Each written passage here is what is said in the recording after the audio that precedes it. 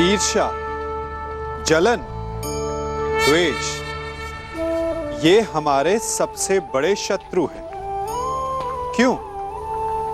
क्योंकि हमारे सबसे बड़े शत्रु वो होते हैं जो हमें सबसे अधिक हानि पहुंचाए, और हमारी सबसे बड़ी हानि होती है समय की हानि।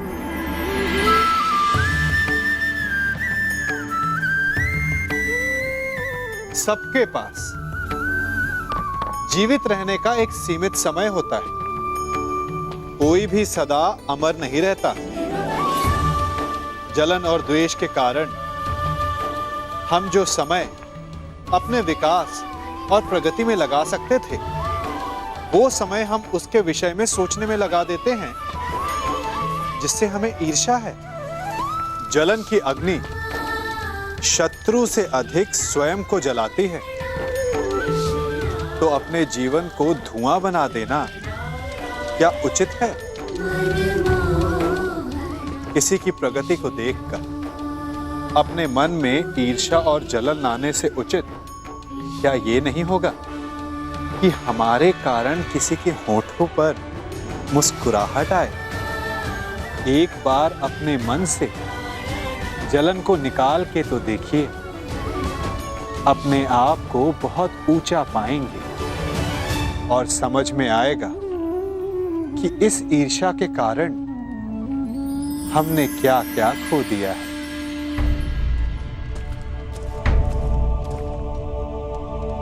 ये अनीति है। कैसी अनीति अंगराज? मल्ल युद्ध जरासंध ने स्वीकारा, और नियम यही था कि युद्ध दोनों में से एक योद्धा की पराजय स्वीकारने तक या मृत्यु तक होता रहेगा। जरासंध ने पराजय स्वीकारी नहीं, अंततः उसे मृत्यु प्राप्त हुई। अकारण किसी का वध करना, क्या ये अनीति नहीं? जरासंध ने भीम को क्या हानि पहुंचाई थी? तो उस सर्प ने तुम्हें क्या हानि पहुंचाई थी कर्ण, जिसका तुमने वध कर दिया था? मैंने उस सर्प का वध किया क्योंकि वो मेरे निरपराध सारथी को डसने वाला था। यदि वो सर्प दंड का भागी था, तो जरासंध भी दंड का भागी था कर्ण, जिसने 100 राजाओं की बलि चढ़ानी चाहिए। परंतु मैंने उन 100 राजाओं को मुक्त किया, फिर उसका वध क्यों किया?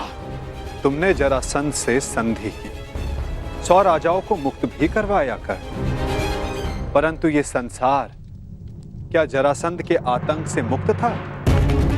नहीं कर। तुम किसी की प्रवृत्ति नहीं बदल सकते मित्र, और जरासंध की प्रवृत्ति थी आतंक फैलाना, इसीलिए उसका विनाश आवश्यक था।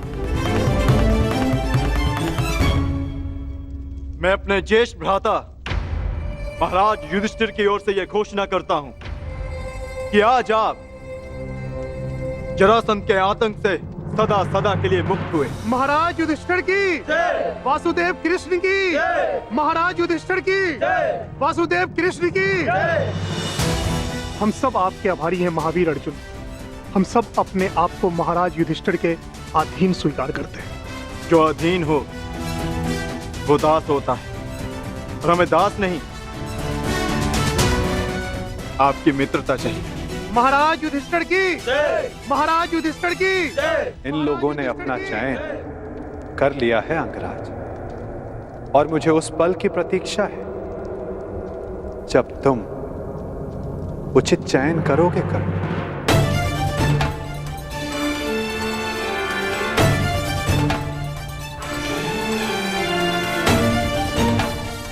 आप ही ने कहा था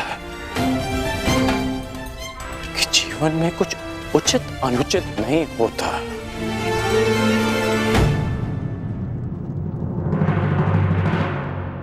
अब समझ में आया कि ऐसा क्यों कहा था। यदि कुछ है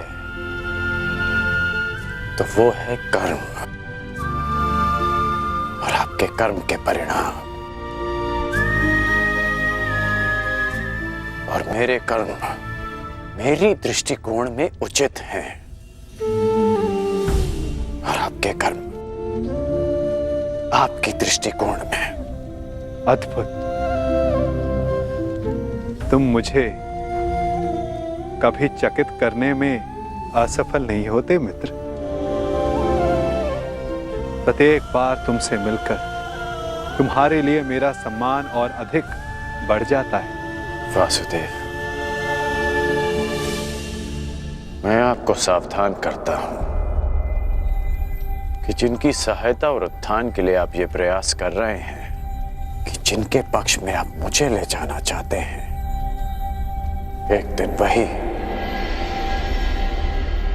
आपका सम्मान भंग करेंगे, आपको लज्जित करेंगे।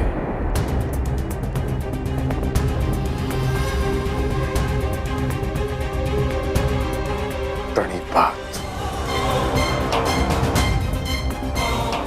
प्रणिपात अंगराज।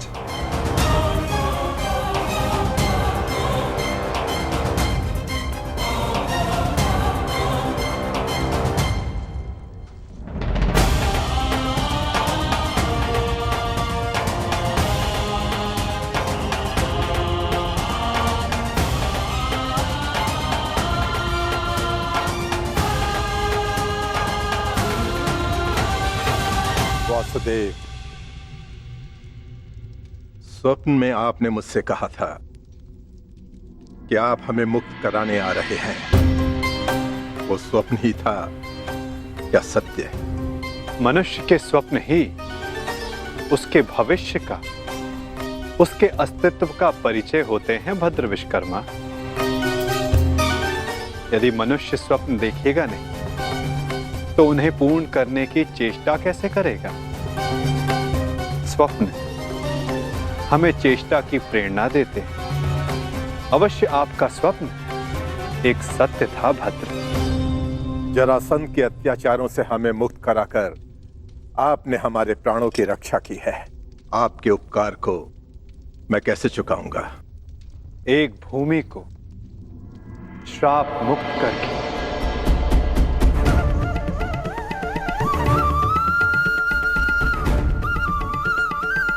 मैं? हाँ, क्योंकि जहां श्राप हो वहां पाप को जड़े बैठाने का अवसर मिलता है और पाप का तारण एक पुण्य आत्मा ही कर सकती है भद्र। यदि आप ये उपकार चुकाना चाहते हैं तो आपको युधिष्ठिर के राज खांडवप्रस्थ के श्राप को हरना होगा, और यदि नहीं तो भी यह आपकी इच्छा पर निर्भर करता है। निर्णय आपका है भद्र।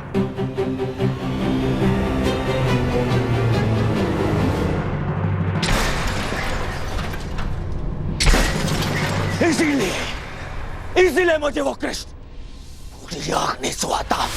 हर बार कुछ ऐसा करता है कि मेरा स्वप्न चूर चूर हो जाए। हर बार मामा श्री। स्वप्न की बात कर रहे हो मेरे होने वाले सम्राट? स्वप्न की? मुझे तो पूरा भविष्य दिखाई दे रहा है। जरासंध का भय समाप्त होते ही अब पांडवों की शक्ति बढ़नी प्रारंभ हो जाएगी और आप अंगराज कर्ण हमेशा कहते हो अवसर नहीं मिलता, अवसर नहीं मिलता, और अब अवसर मिल गया तो क्या कर लिया तुमने? जरासंध जैसा महान बलशाली योद्धा मित्र खोया सो खोया, और वो 100 राजा वो भी पांडवों के पक्ष में चले गए। मेरा कर्तव्य जरासंध को हमारे पक्ष में करना था जो मैंने किया, परंतु वो राजा किसके पक्ष में जाएंगे इस विकल्प के चयन पर उनका अधिकार था, मेरा नहीं। विकल्प?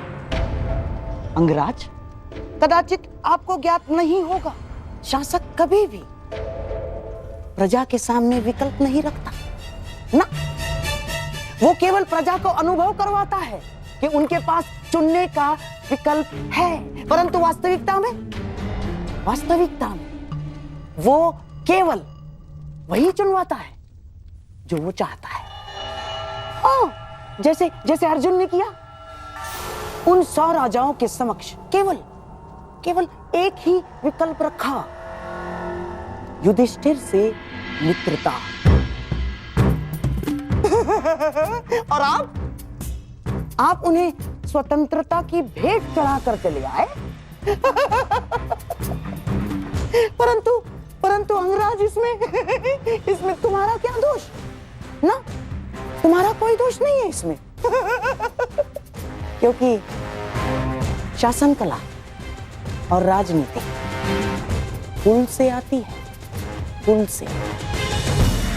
और तुम जिस कुल में जन्मे हो वो शासक नहीं, शासित है, शासित। और तुम्हारे रक्त में नेतृत्व करना नहीं, अनुसरण करना और आज्ञा का पालन करना है।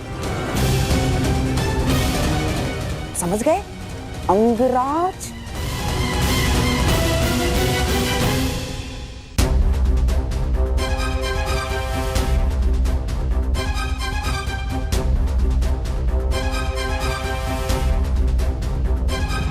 मुझे प्रसन्नता है कि मेरा जन्म उस कुल में हुआ जहां रथ चक्र बनाए जाते हैं, कुचक्र नहीं। जहां आज्ञा का पालन किया जाता है, षड्यंत्र नहीं। मित्र दुर्योधन ने जो मुझसे कहा, मैंने उसका अनुसरण किया, षड्यंत्र नहीं। बस मामाश्री, वहां वो पांडव अपना बल बढ़ा रहे हैं और आप मेरे मित्र का अपमान कर रहे हैं मामाश्री। धन्य हो मेरे होने वाले सम्राट। यहां तुम्हारा मित्र तुम्हारा भविष्य पांडवों की झोली में डालकर चला आया और तुम मान और अपमान को लेकर बैठ गए। परंतु अब मैं दर्शक बनकर नहीं बैठूंगा ना। अब इस खेल की कमान मैं संभालूंगा। उस वासुदेव कृष्ण के इस छल का उत्तर मैं भी छल से ही दूंगा। वासुदेव,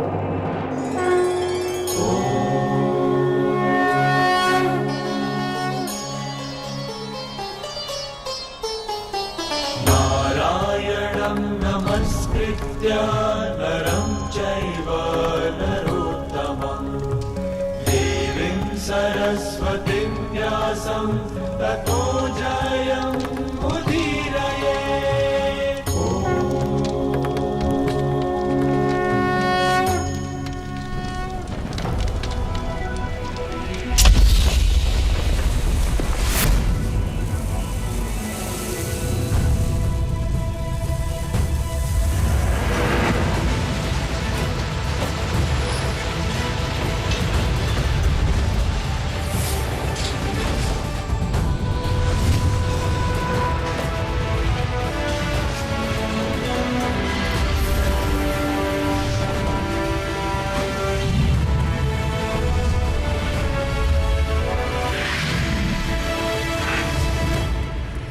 देवराज इंद्र के आशीर्वाद से निर्मित ये भव्य नगर इंद्रप्रस्थ कहलाएगा।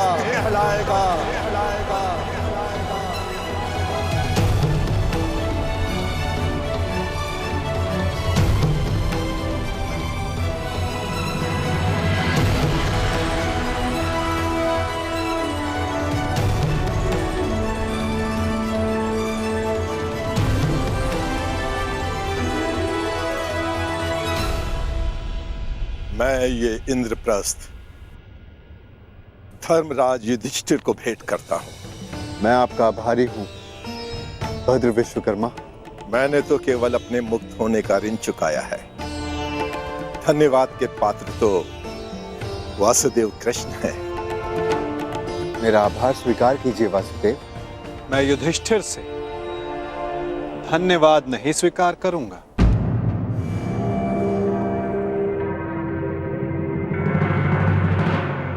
क्यों वासुदेव? क्योंकि मुझे सम्राट युधिष्ठिर से धन्यवाद लेना है। समय आ गया है कि आप राजसूय यज्ञ संपन्न करके सम्राट की पदवी पाएं। धर्मराज, यज्ञ का संकल्प लो। आर्यव्रत के समस्त राजाओं को निमंत्रण दो। मैं चाहता हूं कि संपूर्ण आर्यव्रत आपका प्रभुत्व स्वीकार करे।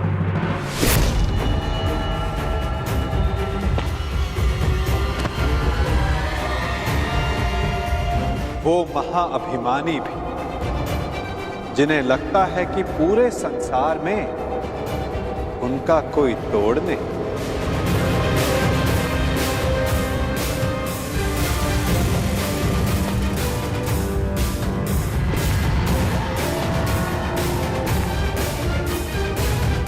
वो जो वरदान के दम में सबको श्रापित समझते हैं,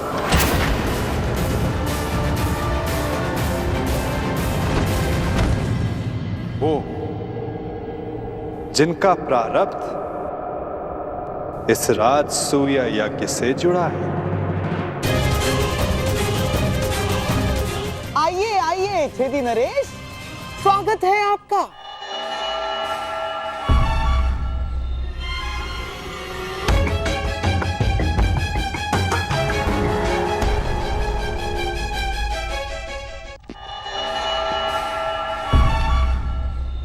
शानदार नरेश, टूटी टांग के लिए चिकित्सक से परामर्श ली या अब भी पतंग की तरह ठला के चलते हैं?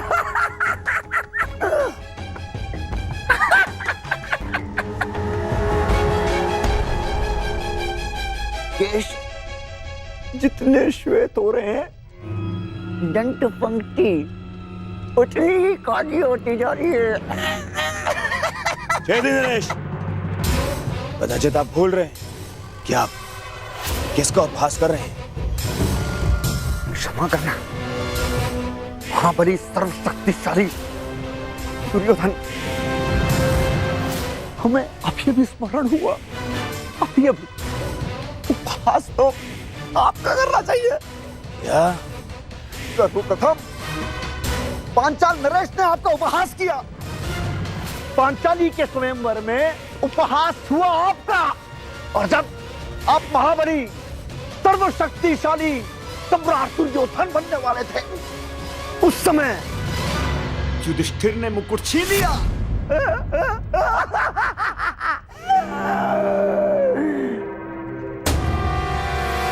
और जब तुम युवराज बने, तब तक युधिष्ठिर राजा बन चुका था। राजा! कहावत याद आई, धोबी का श्वान न घर का न घाट का। बस क्षमा करना, मत करना। मैं मूर्ख हूं, दुष्ट हूं, शक्तिशाली है।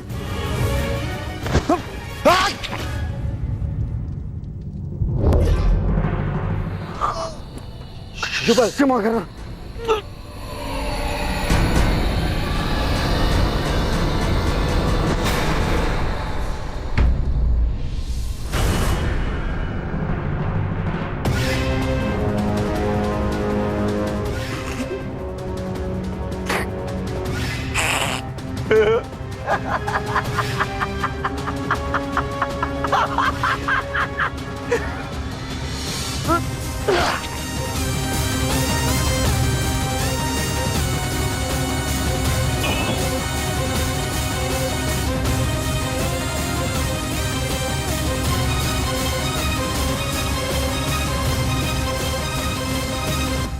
समझ में आया मेरे होने वाले सम्राट? मैंने छेदी नरेश को अकेले में मिलने के लिए क्यों बुलाया? इन्हें वरदान है। वासुदेव कृष्ण के अतिरिक्त इन्हें और कोई नहीं मार सकता। और वासुदेव कृष्ण भी इनका वध तभी कर सकते हैं जब ये उनके समक्ष 100 अपराध पूर्ण ना कर लें।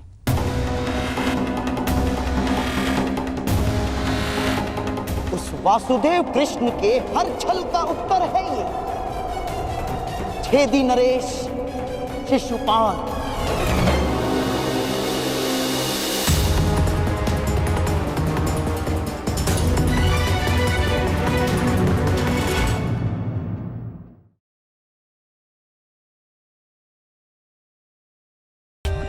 For more updates, subscribe to our channel, click the show links and enjoy watching the videos.